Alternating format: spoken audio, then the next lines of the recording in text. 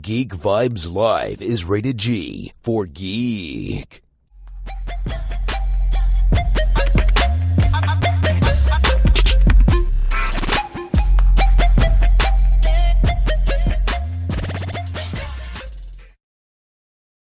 All right.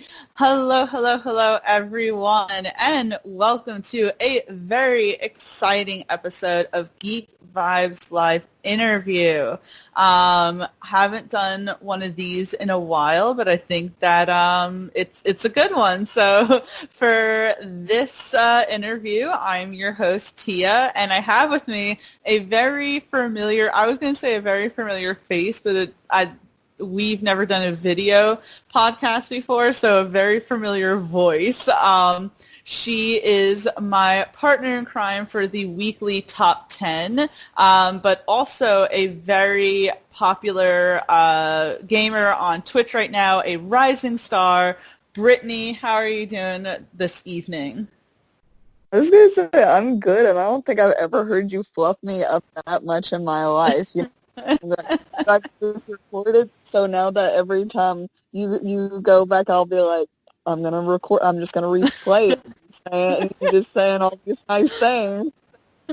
Well, it's different. We're not doing the top 10. We're doing an interview, and the interview's on you because, as I said, you are quickly rising through the ranks, I would say, on Twitch under the handle of ittybittybritt, and I just thought that, hey, let's do this. Let's talk about this because Twitch seems to, and it's not something that I am overly familiar with. I've logged on a few times to watch your streams, but I'm not totally familiar with Twitch, but it seems to really kind of be at the forefront of social media right now. So why not, talk about it, right? And talk about your streaming platform. Oh, definitely, and I do appreciate it. I just, with everything going on, especially with the media and all these big changes coming from a lot of people having to get entertainment from outside sources, since not being able to leave their house with the whole COVID thing, it's Twitch and all live streaming platforms are really starting to be out there. Yeah, absolutely. I mean, I think that this right now is the perfect time to be a streamer, whether you're on Twitch or YouTube. You and I actually just did a podcast top 10 streamers and YouTubers to watch. So it's definitely the time for this sort of industry with everything going on. But so first of all, I forget, how long have you been doing Twitch now? I've been doing it at least 9 months, and it hasn't felt like that long because it really has flown by. But I tell my viewers, I'm like, I told them like my stream baby, because I told them I could have had a child by now, but instead I was hanging out with them, and so to me, they're like my stream baby, my viewers. I mean, me personally, being a friend of yours, I'm happy that you decided to have a stream baby and not a real baby, but we can talk about that some other time. But, that is impressive to have only been streaming for 9 months, and you are what, now up to 1,000 followers, right? Yeah, I had 1,000 at 1.1 thousand followers, and I have been really lucky because I have plenty of streamer friends that they are amazing, and it's hard to come from nothing and get people that want to follow you to that amount in a short amount of time. So, but a lot of it's been a lot of luck and a lot of other streamers being really good to me and being like, hey, go check her out, and so I really do appreciate them. Yeah, absolutely. And so you have been doing your streaming for 9 months, as we've mentioned before, but clearly this was before the world decided to turn to shit, even though it feels like it's been shitty forever. It has only been, about 3 months going into lockdown, so what made you want to go on to Twitch? Specifically, what made you want to, stream your gaming experiences, and what made you want to do Twitch as opposed to, say, YouTube? Because as we did in our top 10, there are YouTubers who also stream their video games, but I know that you were always an avid gamer, even when I met you, but kind of what was your decision-making process there? I think it first started with, I was always watching YouTubers, and I was like, man, I'd love to make a YouTube channel. And I sat there, and I was like, oh, I could do makeup. And I was like, no, I don't feel confident enough in my abilities to do that. And I was sat there, and I was like, well, I love, like, Markiplier, or, I liked Grace Still Plays. And I sat there, and I was like, well, I could do video games. Well, I sat there, and I was like, how hard would it be to sit in front of a camera and then go back, like, toward editing and go from there? Well, I had two friends that were starting to stream on Twitch, and they were talking about how much of a good time that they were having. And so I sat there, and I was like, well, maybe I could do that. And especially because, as you know, it's like, well, I was, like, basically living alone because Aaron, which was my boyfriend, was my boyfriend at the time, went off working. You live in New York, and all my friends after high school had moved away. So it was like I was bored and lonely, and I was like, well, it does get kind of lonely playing video games by yourself for a while. So I sat there and was like, oh, well, if I do it on Twitch, I could play with other people and not feel so lonely, and, like, we could talk, and it would be fun. Because I didn't have really much hopes for it really going anywhere, but I was like, well, at least even if I had one person watching, it would be fun enough to at least just not play by myself. And it was a big initial investment because, you had to have a good enough computer to even use the streaming stuff or, make everything run. And I think at the time I had my gaming laptop, which was amazing, but I ended up finding someone that was selling their gaming PC, and I was like, well, I guess we're jumping in. I guess we're going to have a good time. So it just kind of went from there, and as more people popped in, I was like, man, this is way better than playing video games by yourself. And you get a lot of engagement. I've been on your stream before, and people are, like, constantly talking and constantly chatting. So I don't know how you do it where you are playing the game, but then also you always, like, take care to really comment on everyone else's comment and acknowledge them, which you and I were talking about on the top 10. A lot of streamers stop doing that after a while. I think it's because, I sat there, and the biggest part, like, especially when I'm a viewer for another streamer, there have been times where I was like, man, this person's really cool. I love their content. I really want to watch them. But you'll talk to them. And I understand, of course, when it's, like, huge streamers, they got, like, 20,000 people watching. They're not going to catch every comment. But say, if I was commenting and there was no engagement, or it felt like they would only talk to, say, their mods, or, I was like, man, I still enjoy watching them, but it feels bad to be left out. And I felt like if somebody takes the time to type out something that they want me to read or hear, that it's only fair to take the time to be able to go through each comment. Because there's times I'll pause the game and scroll up because I'm like, feel so bad. I don't want to miss one comment. And then they give me a hard time when I miss one. And I'm like, dude, I'm trying. I swear. I'm trying to go back and see. It seems like you have a lot of people who are regulars and really kind of respect your craft, right? But I remember, and I hope you don't mind me asking this, I remember when you first started streaming, you were getting people who were a little more on, say, the crude side, making maybe some lewd comments, things that were not so appropriate. Do you feel like you're still getting those, or as you're building your followers, you have just more respectful people who are tuning in? I think it's because there's two reasons, and I'll go off the last complicated one, which is just trolls. People who just pop in, say something ugly, like say a racial slur, or say like something very sexist, or commenting like something awful. Those don't truly bother me because I know it's just someone that just wants to get banned. They want to pop in just to bother someone and get a rise out of them and see their reaction, right? And so to me, that doesn't bother me as much as, say, someone just being like awful and not even realizing it, because I can just ban and go on. And that's just part of any kind of streamer.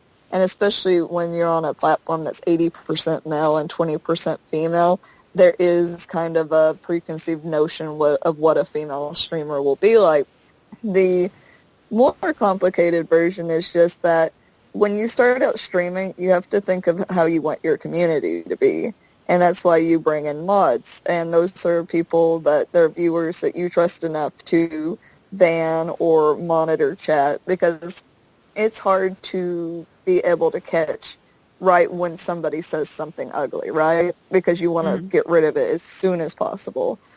But as you go on, you have to put your foot down of what's acceptable to say to you, and what, like right now, my chat, I love them because they're like a brother that's like constantly picking on you, and that's fun and that's fine because I can pick back. But I think I've gotten my point across that, hey, this is what is acceptable and this is what's not acceptable. And so when you grow a community and they are a certain way, because it reflects on you, it reflects on what you allowed to happen. So I think I've gotten my community to a point that even when somebody starts to say something crude, there's either a mod or a viewer that's been there a while that are instantly like, hey, bro, that's not cool. And I think that's pretty neat on them to be like, I got you, bro. I got you, bro. Because I do know that when you originally started Twitch that you were a little, say, hesitant to address these type of commenters because you were so new and you didn't want to, say, push anyone away. So do you feel more of like a confidence in putting your foot down and, saying these sort of things to those sort of people? It's like yes and no, because like on the yes, I feel like I'm more assertive with it now, but there also is those circumstances where you have someone that has been there a while, right? That's always kind of pushed the envelope, but they've never truly crossed the line. And where it's hard is when they want to sub or donate constantly, but you feel like they're constantly crossing the line, but you feel like, man, I feel awful if I just ban them, right? But it's nice because but you have to think about what is the healthiest for your chat, because if you have a great chat and there's one person that just makes it awful, none of what they've done is worth having them in the chat for them to be borderline abusive to other people in the chat or be a certain way towards you because of what they may have done for you. Because I think that kind of goes even for real life situations, that if you think if somebody was like showering you with gifts, but they're like not a good person to you, those gifts or those things doesn't make it acceptable for them to talk to you that way. So I think even for chat, it goes the same way. But I definitely feel more assertive on that fact as we're growing because I don't want it to become a problem later on. Yeah, absolutely. No, I completely understand. And there's such a bigger conversation to be had with all of that, but I won't take the interview in a negative direction. So, So the thing, and again, we talked about this, I think, briefly on the top 10 that we just recently did with each other, but, I joke around that my 2-hour podcast, or our 2-hour podcast, really, there's hardly a week when you're not on it. But you know, it's 2 hours, and you know, my mom has like said something, and I have gotten just not a whole lot of comments, maybe like one comment where someone's like, well, just tell me what you picked because I don't have time to listen to a 2-hour podcast. And in my opinion, I view podcasts as, say, like audiobooks. You're not going to listen to the entire audiobook in one sitting. It's like if you're driving, then you put it on, and then, you know, once you get back into your car, then you turn it back on to, you know, take to start where you left off, right? To me, I'm like, what's really the problem with that? I don't see it. I mean, I of course see the point of then also sprinkling in smaller podcasts, you know. But my point is, you know, I get those type of comments on 2-hour podcasts, whereas you and, say, other Twitch streamers are streaming for like 6 to 8 hours. I mean, that's a whole entire work day. That's, you know, that you're just sitting there. And I know that real avid gamers they literally spend entire days playing. And certainly when I was a teenager, I definitely spent my days playing, but that was like SSX Tricky and like frickin' like Super Smash Brothers. But the question is, how many hours per week would you say that you spend on Twitch? I'm trying to think because I try to do at least 4 days out of the week, or try to fit in more if I can. And they go anywhere from like, sometimes if, say, I have to work early in the morning, they may be like 3.5 to 4 hours. But I want to push longer. So at a minimum, probably like closer to maybe 15 hours a week on top. I would like to go longer, but between, you know, the full-time job and the college and everything on top of it, you try to fit it in where you can. But I would say enough to be like a legitimate part-time job with it, though it doesn't feel like a job. But it's funny because, as you say, like, people be like, oh, you know, 2 hours. When I go 4 hours, people are like, oh, are you sure you can't stay on longer? Can you not, you know, but I think what it is, the difference is that a lot of people are working from home right now, and a lot of people that work IT jobs will watch. And so, say if they're at work, they have it on in the background, or they are watching as they're doing something.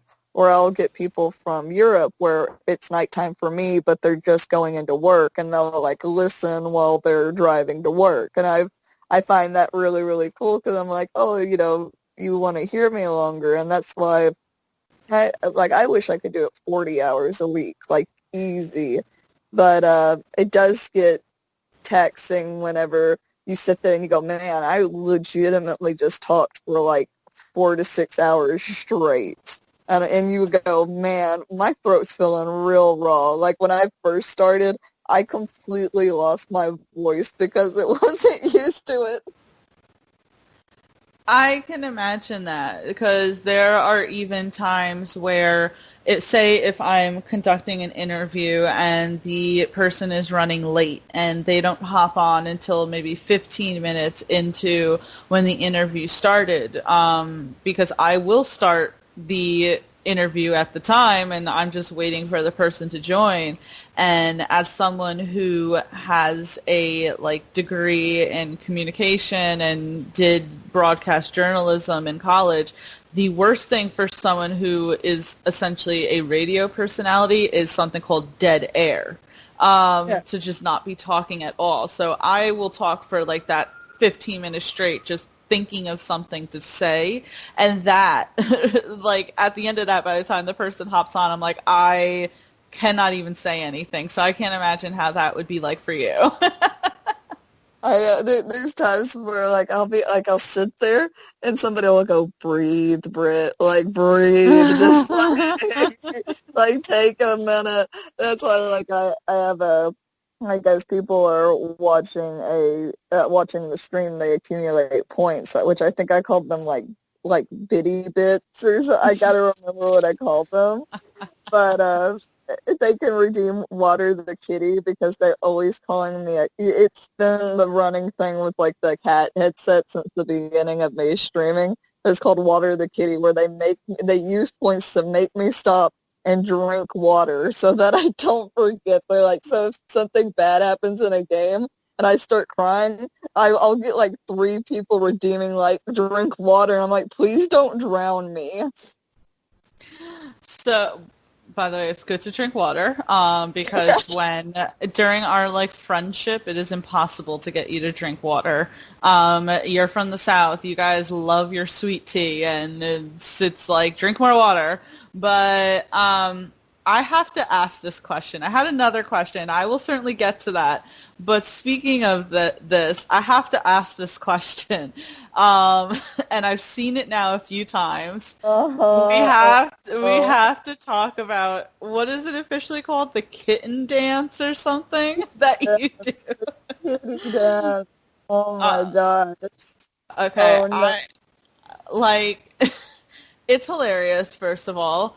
I don't even know where to start. But all right, so first of all, where did this even come from? And did you have the kitten gloves before you started this whole thing, or it was like, no, this is the cherry on the top? Like, how did this whole thing come to be? Did someone suggest it? Did you make it up? I know that's a lot of questions thrown at you, but I am very curious. I've been asked it so many times on stream. I'm ready. I am ready. So basically, whenever with the channel rewards, like where the like Water the Kitty came from, it became live. Like I started streaming, and when I started streaming, it wasn't available, and after I started streaming, it came up. So I was sitting there going, what would be worth people using their points? So I had kitty dance, which was to find one of the cats and just like do like a little dance with them. But my cats were not having it. They were not cool with it. So I sat there and I had so many redemptions on it, right? I like when it first went live, because I underestimated how much people had been lurking, which means where they're watching but not interacting, which means that they're just accumulating those points. So I sat there, and I think I had seen another streamer like who one time for a stream dressed up as an anime girl, and he was a dude, right? And he dressed up as an anime girl, and every time you would hit a command, it would make him do like a different kind of like, oh, it was a dance from an anime, right? And I sat there and I was like, I got the kitty ears, and I started to do that dance.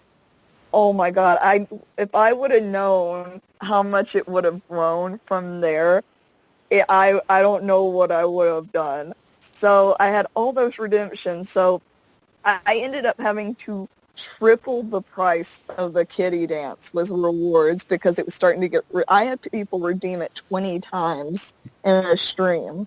And I told them I raised it. I said, and they're like, oh, that's so high. But it was because I was coming to like a standstill on stream where I couldn't even play the game because I was having so many redemptions. And I sat there and I said, this is what we can do. I go, if someone raids me, which means that they ended their stream and they basically like say to their viewers, I want you to watch this person, right? You bring all your viewers over to them. So I said, or you can sub, which is where they do the $5, a month, or they can gift subs, like, so they could gift multiple subs. I said, or if you donate over $5, because that's about the same as a sub, I'll do the dance. I had someone that donated $100, and I had to divide that by 5 and do kitty dances. I've had raids where they go, okay, now do the kitty dance. I've told my viewers about the kitty dance. Now you have to do it. I've had people that gift a sub, like I'll have somebody from work, right, or like a family member that hops on the stream. I've had AJ come into stream, and I'm like, and it was before AJ had saw the kitty dance. and somebody gifted a sub to them, they're like, show him your shame. Like, just show, like, don't do it to embarrass me. Because I get such a look of shame because it's so ridiculous, right? It's just so ridiculous. So I told AJ, I said, this stays between us. He goes, your secret is safe with me, girl. And AJ's hilarious. He's something else. And but the kitty gloves came after, because I said, if this is going to be a thing and this is what I'm going to be known for, I might as well go full force. I might as well not beat around the bush. So I got the gloves. And now when I go, oh, should I do it with or without the gloves? They're like, you have to wear the gloves. You have to. There's no question. So sorry for that long explanation. But yeah, that was the birth of the kitty dance. I mean, well, now, like, hopefully people will listen to this and now know even more about the kitty dance. Is there ever a moment where you think about, because you said it is ridiculous, right? And I can see that a little on you. When I have watched it, you are so, like, done. Is there any part of you that feels like you're just going to stop offering that, like tell your followers, hey, this is not a thing anymore? I think it's gonna be there forever. I think because like it may change eventually if I ever got to a certain growth where, say, there is points where it's redeemed so much that, and I love it because I love it that people love it so much. But there's sometimes, like, something really dramatic will happen in a game, or, like, I'm crying because something happened in the game, and somebody will redeem it, and I'm like, no. But I think it'll be there. I just think at some point it will change and, like, up again in the reward points, or up again for the requirements to initiate it. But I think I'll keep it forever because I feel like half the people that have followed and half the people that have stuck with me are strictly because the kitty dance, and I feel like I would be doing them such a what's it called, a dishonor, A disservice. Yes, a disservice if I got rid of it. I feel like it's really the defining moment of where I went, oh, my Twitch channel is starting to grow, and I've had so many people that I got raided, right? And they didn't know about the kitty dance. And I did it, and they said, you know what? I was about to leave because I was like, oh, they're just raiding someone. They said, but now I have to follow. I have to follow just for the kitty dance. And I was like, you know what? Maybe I figured something out. You know what? Like, go with God, pretty much, right? I love it. I love it. Make sure anyone who's listening that you follow Brittany strictly for the kitty dance. But moving on, I did want to ask, I've seen a few of your Twitch streams. I've seen when you post what you're playing on Twitter. And you have, like, this wide variety of games that you happen to play. Like, you'll be playing Animal Crossing, and then suddenly you'll be playing The Last of Us Part 2. Where do you decide, like, how do you decide what games to play? Because I would feel that some channels, and I could be wrong with this, but some channels, they just do one specific genre, but, like, how do you decide what game you pretty much want to spend the next, like, 6 hours playing? When I initially started, like, especially right now, I try to do first plays, like, say, games I haven't played before, because especially when I took such a hiatus where it was like I had no time to play the video games, I missed out on a lot of, like, really great hits, like the first Last of Us. So I was sitting there, and I was like, what am I going to play? What am I going to play? So I ended up doing first place because those were better, because people want to be able to see your reaction to playing something for the first time. Like, they want to be able to cry with you because they know someone's going to die, right? Mm-hmm. So that they want to sit there, and it's like that, the suspense of knowing it's coming. But initially when I started, I really tried to play games that people wanted to see or what I thought would do better. But as I've grown, I've tried to really stick with games that I like and what other people liked, so that I wouldn't get burnt out on a single game. Because there's been games where I've been like, I end up getting motion sick really bad, and I have to be like, guys, or there's a game that people love to watch, but I couldn't get into it. Like, every stream, I felt like I was just, putting on a face, and so I had to be like, I just don't want to play it anymore. And people were understanding, but it's definitely, you have to look into what you want to play and what other people want to see you play, and just trying to find that middle ground of what's going to be good. Yeah, and I can see that. If you're not into something, you're not into something. But so throughout your time being a Twitch streamer, I would just ask, like, what have you learned? Obviously, I think we all have, like, preconceived notions of streaming before, say, we get into it. We just watch things, right? And we say to ourselves, oh, they're just doing this or they're just doing that. That's so easy. What would you say that you've learned since starting Twitch? Like, what maybe I didn't know beforehand, like, say, yeah. I think, for one, I didn't realize, when I first started, I was like, man, there's so much talking. Like, you sit there and you feel like you're just watching someone, and you can type, right? You're just chatting. But you really have to think, man, that level of interaction and that you're trying to keep that constant, like, upbeat personality and trying not to let things bother you and trying to put, like, on a brave face when, say, like, pretending something somebody in chat said didn't bother you, right? Like, having to, or the amount of thought you have to make sure into, like, say if somebody has a name, right? And they'll follow you. And there's some that are hilarious, like, when you say them out loud, they turn into a sentence that you're like, oh, you got me, right? But their username might be something racist that you don't even know because you're looking at it in 3 separate parts, but when you say it together, it's something bad. So you have to constantly be on the lookout. I guess it's like the constant amount of being alert, I think, was what I didn't realize. And how much time you put into your stream off stream, because I would see people, I'm like, oh, they just stream, they just got on. But you have your Discord, you have your Twitter, you have the constant interaction with people out of chat, making sure that you want to watch other streamers, because you have so many, like, I'll have so many bigger streamers that have really, they've carried me and taken care of me, that I feel like I want to watch them and give back in some way because they've been so good to me. So you have to make sure there's like that. There's more than just streaming. There's that constant interaction even off stream.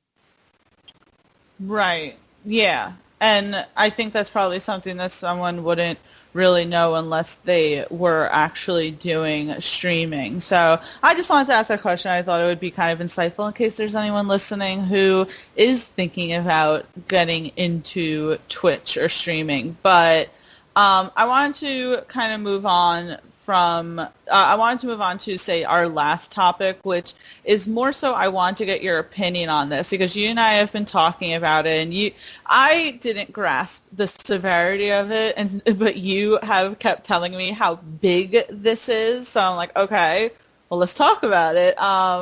First of all, I will say this. I had no idea who the heck Dr. Disrespect was before all of this, because I'm not into streaming like that, right? But recently, streaming figurehead Dr. Disrespect, who I had then read had previously signed a huge contract with Twitch, just got recently banned, seemingly permanently banned from Twitch. And according to Dr. Disrespect himself, he has not been told the actual reason as to why he's been banned. So I wanted to ask you, Brittany, like, what do you think about all of this and what this means for, say, the streaming community?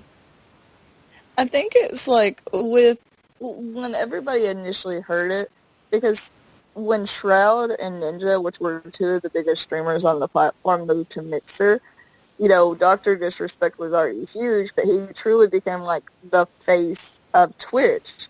Like everybody knew Dr. Disrespect on Twitch. I don't think there's a single person that doesn't know him on Twitch.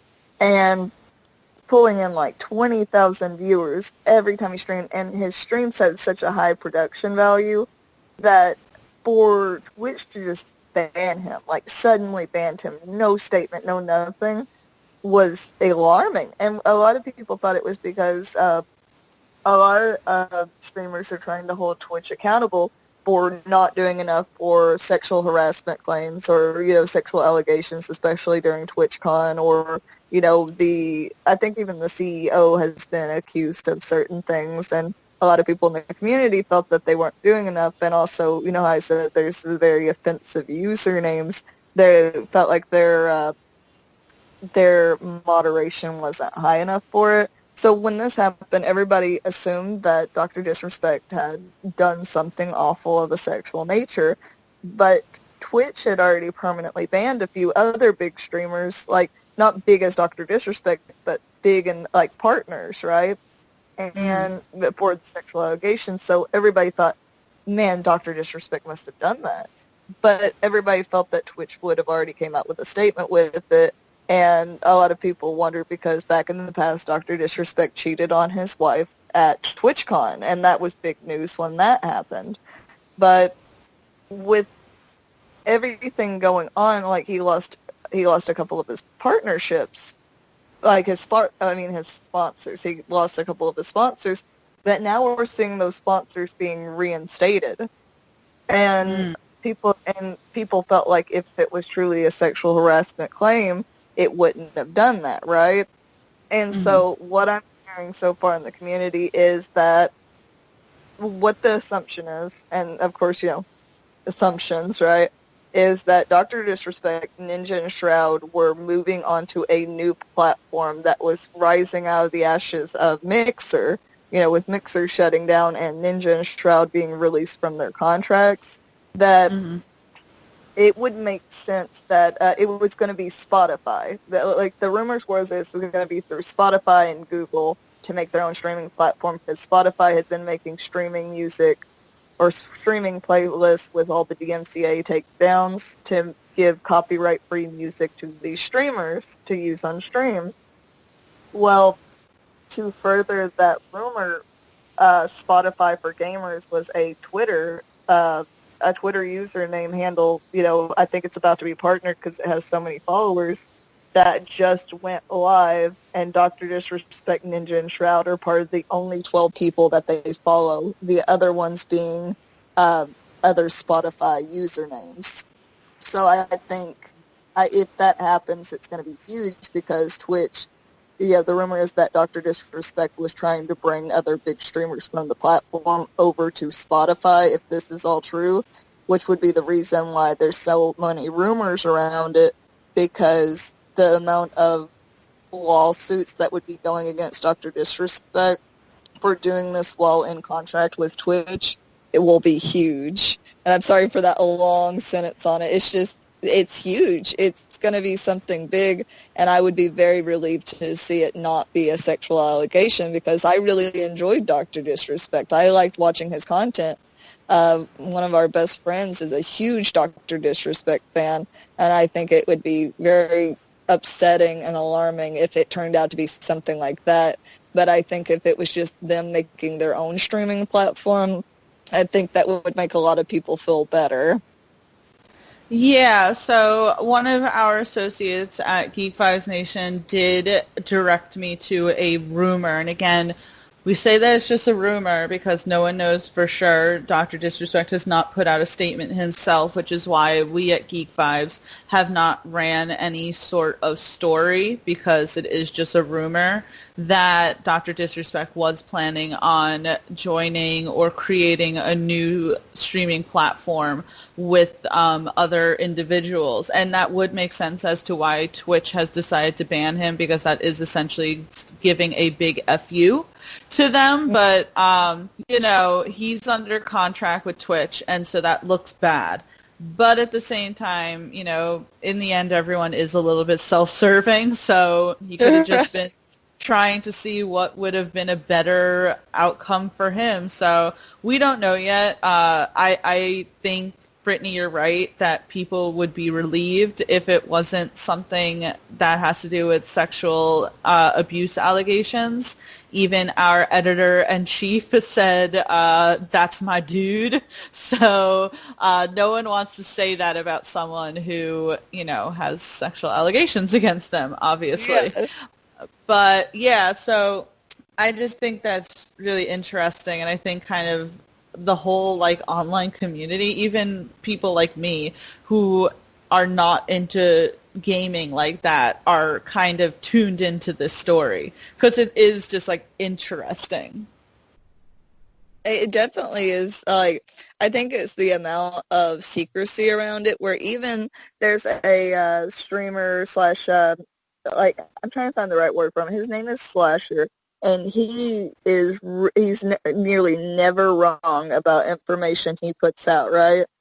He is good at getting the leaks. And even he said that with the sensitivity surrounding this what was going on, that he knew what it was going on, but he couldn't say anything. And at first everybody took it as oh man, he must have done something super, super bad, and everybody assumed the sexual allegations and all of that.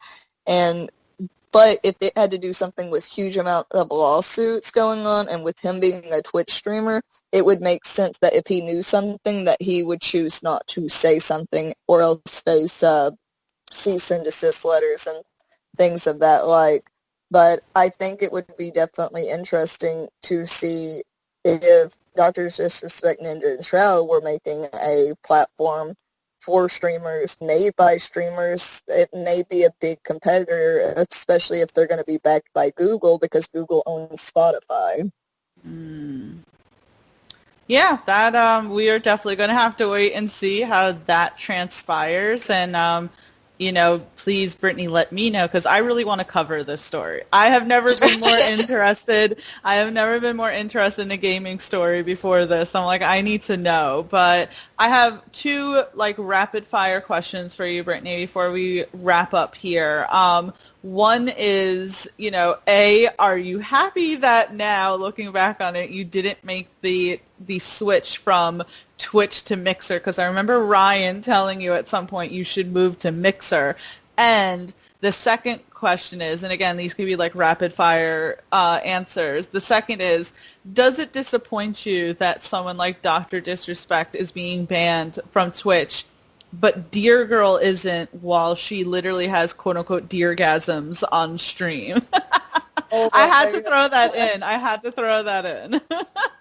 I think I definitely feel good that I did, especially when I first started streaming, I had to decide, Twitch or Mixer, because Mixer was just coming out on the forefront.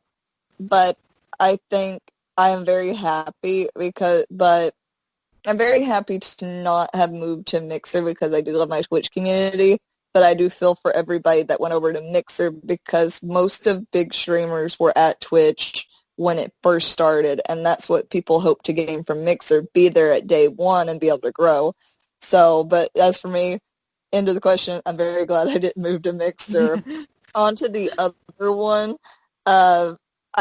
and with saying this as best I can, because it's against Twitch TOS to speak poorly of other streamers, but okay. Yeah, I know, that's definitely a truth, but in my workaround for it, because there's definitely been other streamers that have been very vocal about how they felt, I think I'm trying to find the word for it. That situation was definitely amazing for watching other streamers react to what was going on, but definitely the power trip from what they got from what Dear Girl got from it was pretty hilarious. But you've seen the clips of her where she's talking about basically having a Star Wars moment with the unlimited power is what I came from that each time. So I think she definitely deserved to at least be taken off the safety council. Maybe not a ban because I don't think it was that extreme, but I think definitely some of that power should have been taken away. But it is interesting the parallels to say with Dr. Disrespect, but I'm sure if it's something extremely on the legality end of it, I guess I can see him being banned pretty instantly for it. Yeah, absolutely. Man, Twitch has a lot of rules, I have to say. Yeah. But it's okay. I'm never planning on going on Twitch, so they can permanently ban me. No, I'm joking. But Brittany, I have really enjoyed this interview with you. I hope that people who are listening kind of get more of an insight into your platform, into your streaming channel, and also get your insight on some of the issues that we have spoken about regarding the Twitch and streaming community. Before we wrap up, is there anything else that you would like to say? Anything that you want listeners to know? I'm going to say first off, thank you for having me. I had an incredible time with it, and I felt like I could have talked forever because I love talking about Twitch stuff. But yeah, I just really love my Twitch community, and big shout out to all the streamers, especially like Retro Joe, which I think he is Ready Set Joe now, I think is what he's changed his name to, because he was the one that basically helped me from the very beginning. So yeah, and thank you to you, Tia. Yeah, absolutely. Everyone, please make sure that you follow Brittany on Twitch at ittybittybritt, and also check out our top 10 that we do on a weekly basis. I believe our editor-in-chief is just posting that today. So we did the top 10 streamers and YouTubers. So it's very coinciding with each other, these two shows that we've done. And just make sure that you follow Geek Vibes Nation at Twitter, Instagram, Vero, YouTube, anywhere and everywhere. We're there. And thank you, Brittany, and thank you, listeners. I hope everyone has a great rest of their day. Thank y'all, and have a great day. See ya.